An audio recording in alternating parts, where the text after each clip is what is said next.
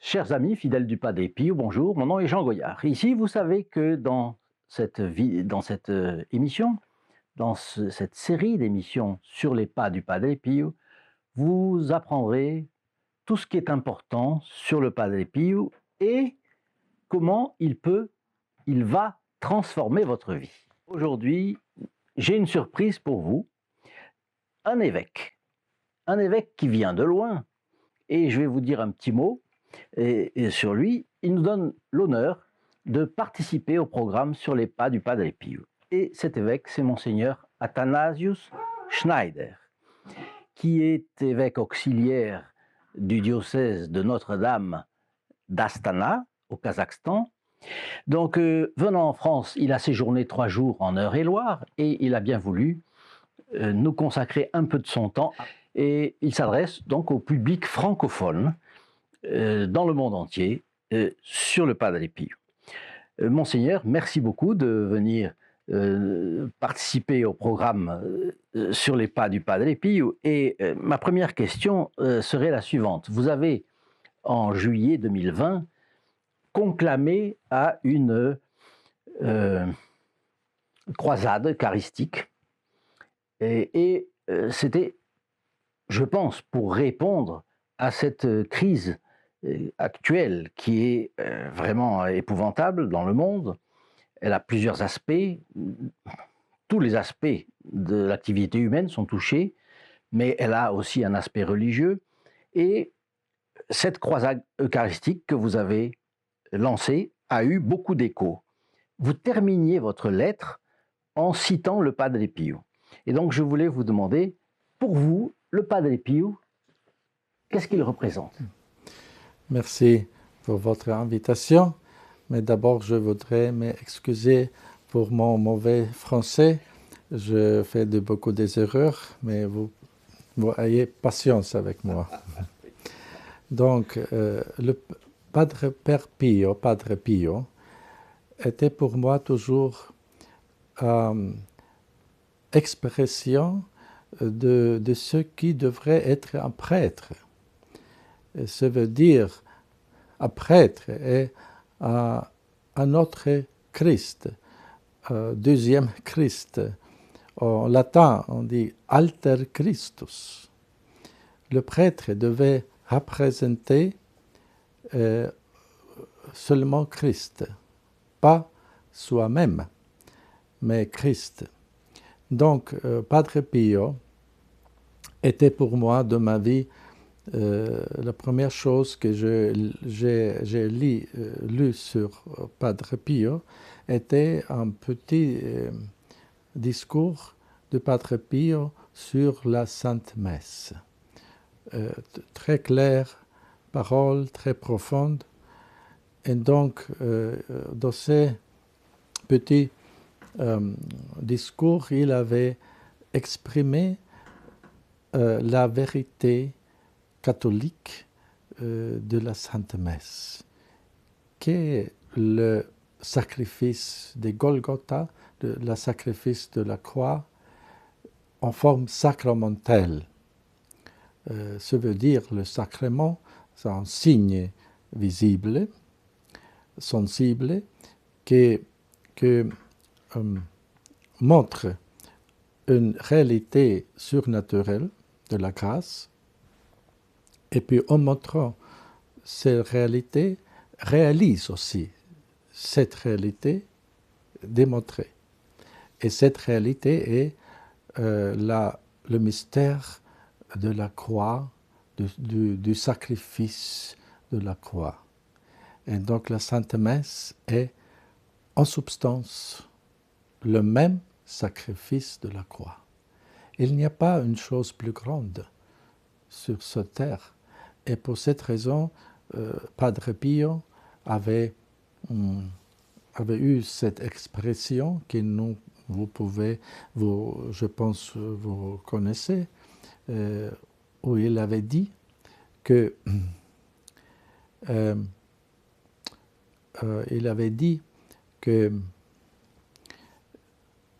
la terre pouvait exister sans le soleil, mais pas sans la messe.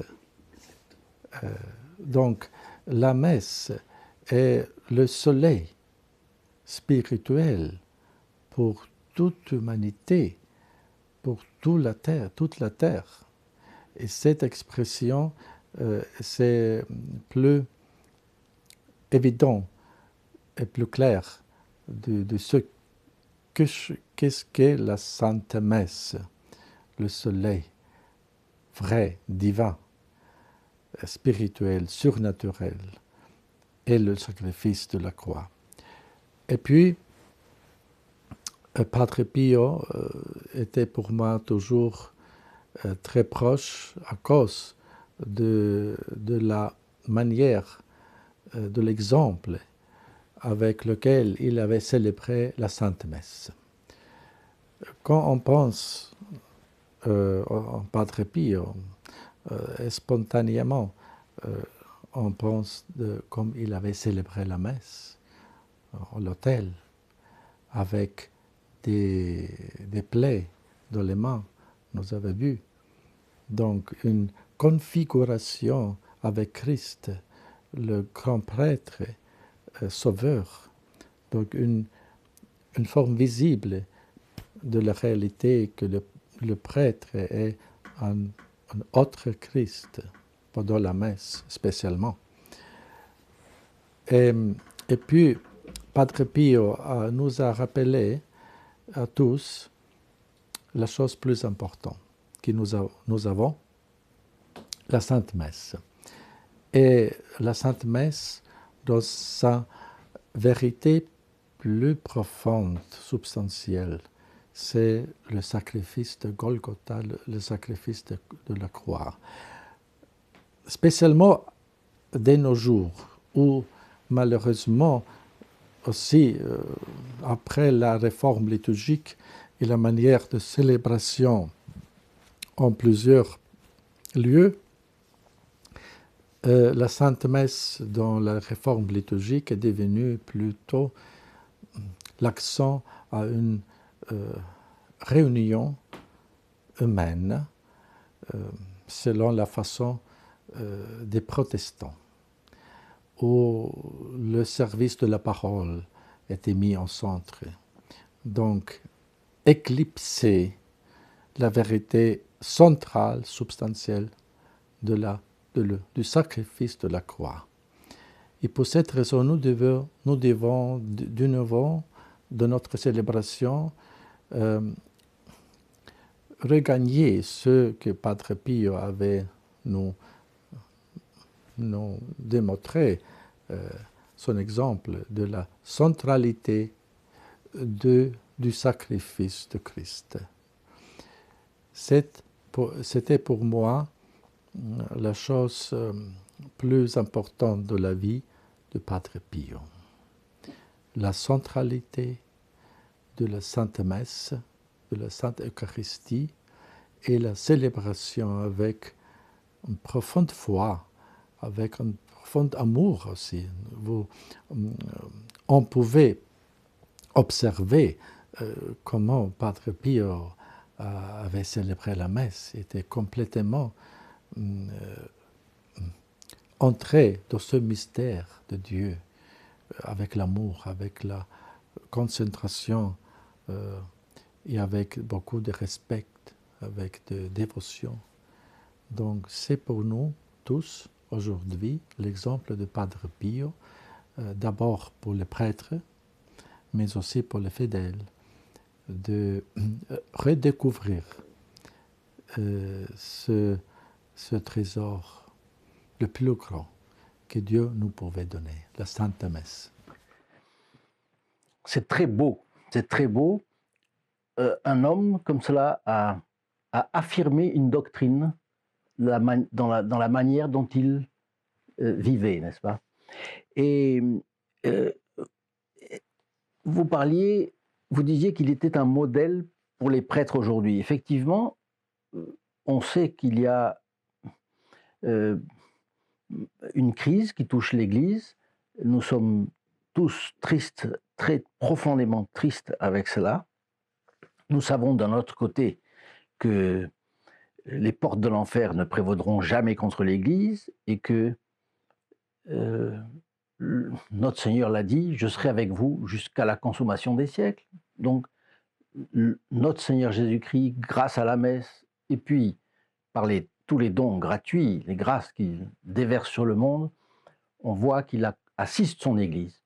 Mais vous diriez que avec la célébration de la messe et la confession, vous pourriez dire qu'il arrachait des âmes au diable, comme je crois il a dit qu'il serait sa vocation. Oui, exactement. Ces deux tâches de prêtre plus importantes et centrales est la célébration de la Sainte Messe, comme le Padre Pio avait nous donné l'exemple, et aussi, surtout, le sacrement de la pénitence, la Sainte Confession. Et Padre Pio, toute la journée était remplie avec la célébration de la messe pendant quelques heures. Et puis, presque toute la journée était remplie avec la confession des fidèles, l'administration du sacrement de pénitence. Comme vous avez dit, d'arracher des âmes du diable. Et c'était la mission de notre Seigneur Jésus-Christ. Nous pouvons lire dans l'Évangile que Jésus est venu pour détruire l'œuvre du diable. C'est la mission, de détruire l'œuvre du diable. C'était la mission de notre Seigneur, de détruire toute l'influence du diable, parce que le diable avait tenu les âmes dans son pouvoir avant la rédemption. Et donc, l'œuvre de rédemption était de nous racheter, de sauver de l'influence du diable. Et donc, le prêtre doit continuer cette mission de Christ, de sauver les âmes de l'influence du diable, de sauver les âmes de le plus grand danger, qui est la condamnation éternelle dans l'enfer qui existe. Et pour cette raison, le Padre Pio était quelquefois très sévère, même quand il avait admonesté les fidèles pour faire voir le danger de la condamnation éternelle à cause du péché mortel. Et donc, pendant la confession, pendant ce sacrement, le prêtre est aussi un instrument et un témoin de la résurrection spirituelle des morts. Notre Seigneur avait ressuscité des morts physiquement, mais dans le sacrement de la confession, il y a beaucoup de résurrections des morts spirituelles. Et c'est l'œuvre la plus grande possible de ressusciter un âme mort de les péchés mortels. Et le prêtre devient l'instrument de cette œuvre et témoin de cette œuvre. Et pour cette raison, je considère Padre Pio très actuel, très important pour la vie des prêtres de nos jours, pour ces deux exemples qu'il avait nous donnés, la célébration dévote avec foi, avec amour de la Sainte Messe, comme l'actualisation du sacrifice de Golgotha, de la croix, et puis la dédication généreuse au sacrement de la pénitence. Et évidemment, dans le monde actuel, nous savons bien qu'il suffit d'aller à une messe le dimanche et on voit tout le monde qui communie et il y a peu de confessions et donc on est toujours inquiet. Est-ce que Votre Excellence peut montrer à tous nos spectateurs dans le monde, puisque le monde francophone, c'est aussi bien en France, ici, où vous êtes aujourd'hui, mais en Suisse, en Belgique, en Europe entière, il y a des personnes qui parlent français, puis au Canada, et puis évidemment dans les Antilles, qui sont la France, il y a la Réunion également, puis Madagascar, enfin en Afrique aussi, on regarde ce programme. Donc, un jour, je disais qu'il n'y avait rien de meilleur qu'une bonne confession. Contre le diable, par exemple, c'est le premier pas, me semble-t-il. Qu'est-ce que Votre Excellence aurait à dire à nos auditeurs sur cela? D'abord, j'ai oublié de répondre à votre question de croisade eucharistique. Oui. Brièvement, je réponds en bref. Donc, l'idée de cette croisade eucharistique dont vous avez parlé était parce que, spécialement à cause aussi de la situation de Covid, la situation autour de la Sainte Communion est devenue très triste parce que les formes dans lesquelles on traite, on reçoit notre Seigneur sont devenues d'une manière ainsi privée de toute sacralité que mérite notre Seigneur pendant la réception de la Sainte Communion, notre Seigneur eucharistique, qui est présent avec sa divinité et mérite les gestes, les signes, l'expression des sacralités, des respects, des dévotions. Et ces signes presque complètement manquent maintenant. Et pire encore, il y a des formes de désacralisation même de notre Seigneur, avec toutes ces formes inventées pendant cette Covid. Et donc nous sommes arrivés dans l'Église après ces 50 ans où était la communion de la main, à une situation la plus basse possible de irrévérence, de sacrilège de notre Seigneur, de le Saint-Sacrement. Et pour cette raison, il est nécessaire de faire des réparations eucharistiques. Et pour cette raison, je voudrais encourager de continuer cette croisade, de consoler notre Seigneur, aussi outragé, de consoler notre Seigneur, de faire des réparations, afin que notre Seigneur de nouveau donne à son Église beaucoup de grâces, de renouvellement et de grâces de Sainte Eucharistie. Donc, maintenant, je viens à votre question que vous m'avez dit sur la confession et le rapport de l'Eucharistie et la pénitence, je pense, cette connexion. Oui, et puis aussi le fait que des personnes qui ne sont plus habituées à la confession n'hésitent pas. C'est un tribunal, mais c'est un tribunal de la bonté.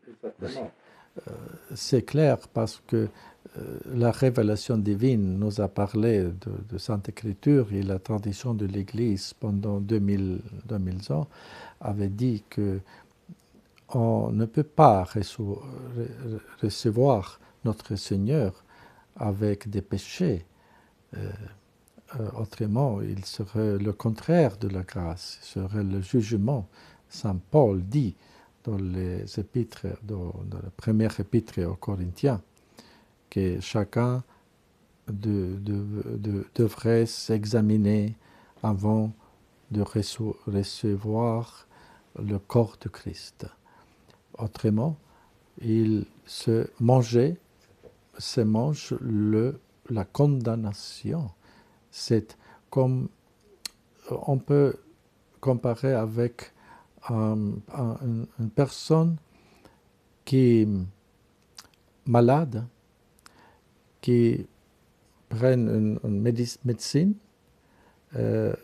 qui serait en danger. Un poison. Un poison. Mais une médecine peut être, comme se dit, peut aider un malade pour la guérison, et le même médecin peut être un effet contraire par une autre personne qui n'a pas les conditions de prendre cette médecin. Ce remède. Oui. Et donc, le même est la Sainte Eucharistie, parce que l'Eucharistie est notre Seigneur, la sainteté infinie.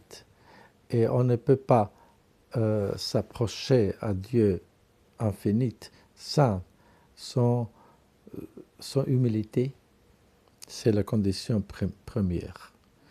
Et l'humilité est de confesser que je suis pécheur, que j'ai besoin du pardon divin, de la miséricorde. Et c'est vous recevez ce pardon dans le sacrement que Dieu a donné vous, le sacrement de la pénitence, le sacrement de la miséricorde divine. Donc, Dieu vous a donné. Usez. Et vous serez complètement pur. C'est un miracle. Après chaque confession, vous serez renouvelé, vous serez ressuscité de vos péchés mortels. Même les péchés véniels.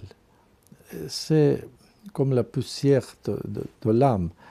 Il faut aussi nettoyer l'âme des péchés véniels. Et donc, vous avez le sacrement de la pénitence. C'est un geste aussi généreux de Dieu vers nous. Et donc, l'Eucharistie et le sacrement de pénitence sont en rapport très étroit.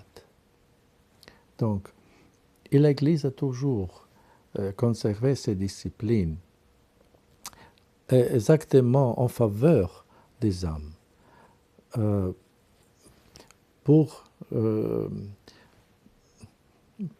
afin que les fidèles qui reçoivent le sacrement de l'Eucharistie et de la Sainte Communion avec une âme purifiée puissent recevoir plus de fruits spirituels. Autrement, la Sainte Communion n'aide pas plus à l'âme. Sont une bonne préparation. Donc, nous devons de nouveau restaurer la discipline de toujours de l'Église, de ce rapport de l'Eucharistie avec le sacrement de la pénitence. Et mieux, pas communier, pas recevoir le Seigneur sacramentalement si vous avez des péchés dans votre conscience. Même vous devez préparer pour une bonne confession. S'il n'y a pas un prêtre, vous pouvez faire un acte de contrition et faire la communion spirituelle et attendre jusqu'à Dieu vous envoie un prêtre. Comme nous avons, moi-même et ma famille, nous avons vécu dans le communisme pendant la persécution de l'Église, dans l'Église clandestine, nous avons eu très rarement le prêtre. Et nous avons fait des communions spirituelles, des actes de contrition. Et convenu, le prêtre, il était une fête de la foi, une joie. Et puis, notre Seigneur nous avait donné beaucoup de grâces. Donc nous devons restaurer cette chose. Et notre exemple, l'Église orthodoxe, par exemple, où j'habite au milieu aussi des orthodoxes au Kazakhstan, ils ont toujours conservé la discipline apostolique des pères de l'Église et de toute la tradition, comme nous avions eu avant le Concile aussi. C'est-à-dire que dans l'Église orthodoxe, pour chaque communion, vous devez avant confesser, recevoir le sacrement de la pénitence. Il n'est pas possible de recevoir la Sainte Communion sans une confession avant, pour chaque communion. Donc, même si les orthodoxes font cela, pourquoi les catholiques abandonnent-ils? Oui. C'est ça la grande question. Pour nous, mais oui. Même pour nous, c'est très strict qu'on doit confesser avant chaque communion. Pour cette raison, ils ne reçoivent pas fréquemment la Sainte Communion. Mais au moins, c'est pour nous un exemple aussi que nous pouvons restaurer la connexion, le rapport avec la Eucharistie et le sacrement de pénitence pour le bien des âmes. Et, Excellence, ma dernière question serait la suivante. Vous êtes passé en France, et je crois que vous faites le lancement d'un livre qui s'appelle Christus Vincit. Et en quelques mots, qu'est-ce que vous pourriez nous dire? Qu'est-ce que vous attendez de ce livre? Oui, le titre est même déjà dit, Christus Vincit. Ça veut dire Christ vaincra. Donc, un titre des mots d'encouragement. Mon intention était de donner des fidèles, des prêtres, un encouragement au milieu des ténèbres. Et peut-être le sous-titre s'appelle Le triomphe de Christ sur les ténèbres de notre temps maintenant. Et donc, que notre Seigneur vaincra, triomphera sur toute la confusion maintenant actuelle dedans de l'Église et la crise de l'Église. Aussi, notre Seigneur nous apportera la victoire de la vérité catholique, de la sainteté de la vie chrétienne, de la dignité, sublimité, sacralité de la liturgie. Donc ces trois choses, la doctrine, la liturgie et la vie sont inséparablement unies. Et comme j'avais dit, je voudrais donner, d'un côté, je avais parlé d'un mode très ouvert et clair. Aussi, j'ai exposé en quelque sorte, je fais de l'analyse, diagnostic de les maladies évidentes dedans de l'Église, à l'intérieur de la vie de l'Église, que nous ne pouvons pas nier. Il n'est pas possible de nier ces choses qui est déjà... Et puis montrer les causes plus profondes, les racines de la crise actuelle. Connaître les racines, nous pouvons mieux trouver des remèdes, de la solution, mais toujours dans une perspective surnaturelle, pas politique, mais surnaturelle. Et donc, mais nous devons exposer, montrer aussi la maladie pour nous pouvoir apporter la guérison aussi, spirituelle. Et puis, aussi, je voudrais, dans mon livre, montrer aussi la beauté de la vérité. Que la vérité est belle aussi. Il a cette attraction des âmes.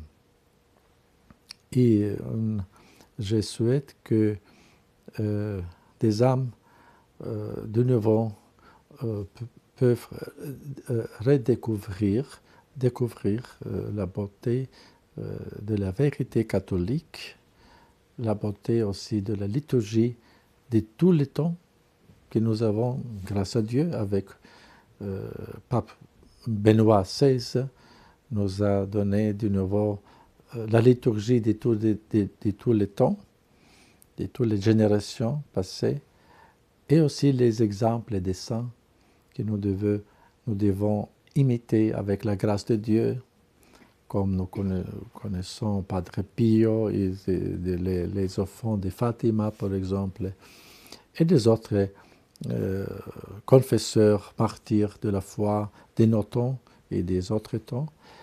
Donc, et cet été, mon désir, mes vœux pour les fidèles catholiques d'encourager des fidèles et des prêtres et garder cette vision sur la victoire de Christ et le triomphe du cœur immaculé de Marie.